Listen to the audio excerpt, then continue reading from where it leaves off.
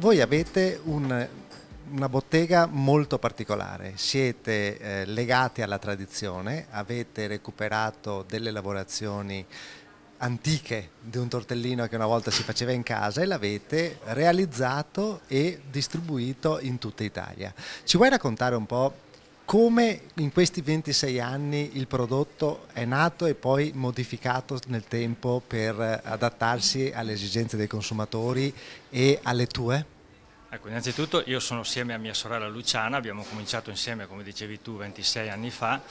Abbiamo cominciato con, diciamo, un piccolo negozio, dopo pian piano che le esigenze sono diventate sempre maggiori abbiamo ampliato il tutto. Ecco, come dicevi, abbiamo cercato di non cambiare il prodotto, ma di migliorarlo negli ingredienti. Le farine le abbiamo cambiate, le abbiamo trovate di migliori, sia le carni che i gusti della gente li abbiamo anche un po', diciamo, adattati e anche ci siamo anche un po' adattati noi ai gusti della gente. Abbiamo proposto cose del territorio, tipo il sedano di Verona, il Monte Veronese, tipo il brasato con la pasta con il vino amarone.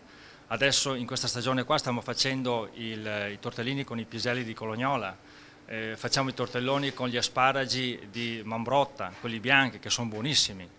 Sono tutti prodotti che vanno valorizzati e consigliati al cliente. Ovvio che questa strada è sempre stata difficile, insomma, non è facile intraprendere una strada di qualità, però alla fin fine, insomma, a lungo andare dà delle soddisfazioni, perché la gente capisce, si riesce anche a istruire la gente in gusti veri, in gusti sani. Possiamo parlare quindi di un recupero di processo, perché avete tantissime donne che lavorano come si lavorava forse 100 anni fa, se non di più, e un'innovazione invece di prodotto perché lo avete adattato un po' alle esigenze del recupero di prodotti tipici locali e ai gusti delle persone. Proprio sul recupero anche dei prodotti tipici, qual è la valenza del vostro tortellificio e dei vostri prodotti con la vicinanza di Valeggio come territorio da promuovere?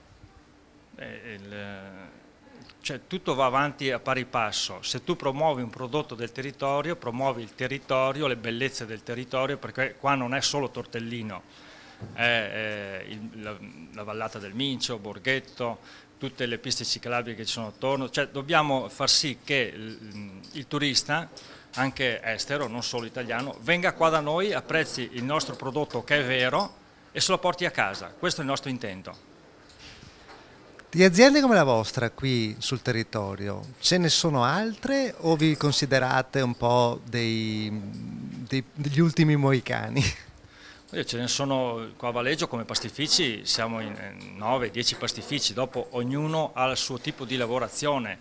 Noi abbiamo tenuto la lavorazione manuale fino adesso, è anche la più difficile da gestire, da fare, però nella nostra idea è proprio dare il prodotto come era una volta, da come è partito nelle case in poche parole, perché nelle case si faceva così e noi abbiamo voluto riproporlo anche ai nostri tempi.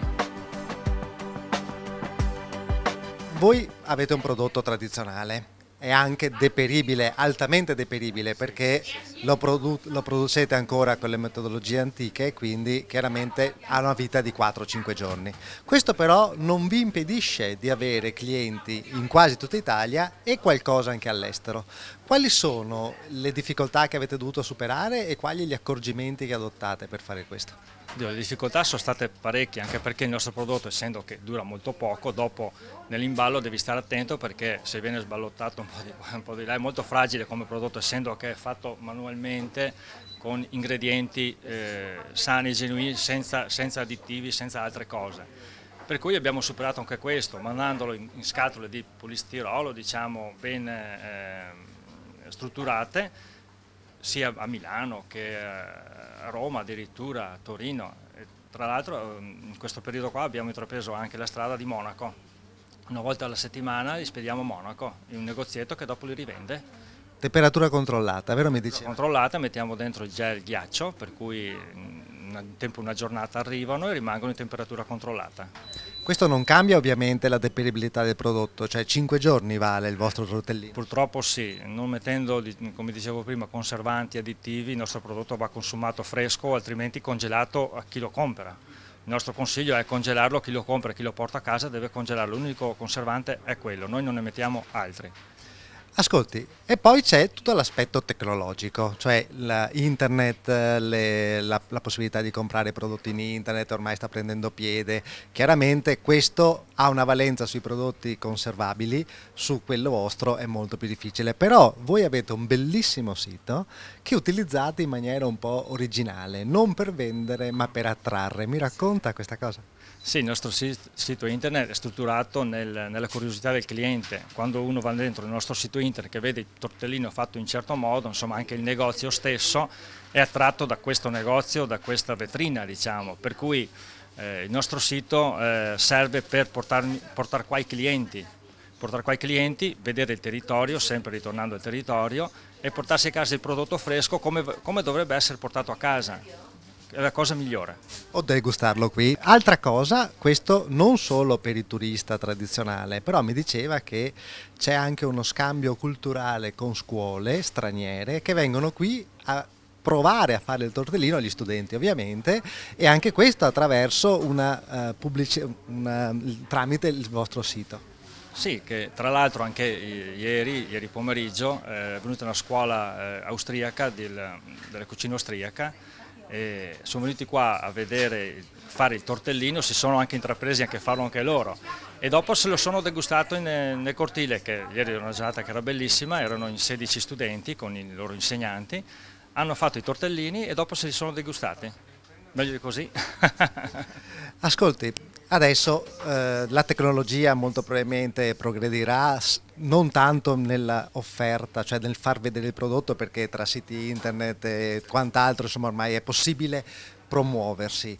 Lei crede che ci potrà essere un giorno una confezione o qualcosa, un sistema che possa permettervi di aprirvi a mercati internazionali come può essere l'America piuttosto che altro, o lei ritiene che il vostro prodotto ha già raggiunto il massimo della distanza e va bene così?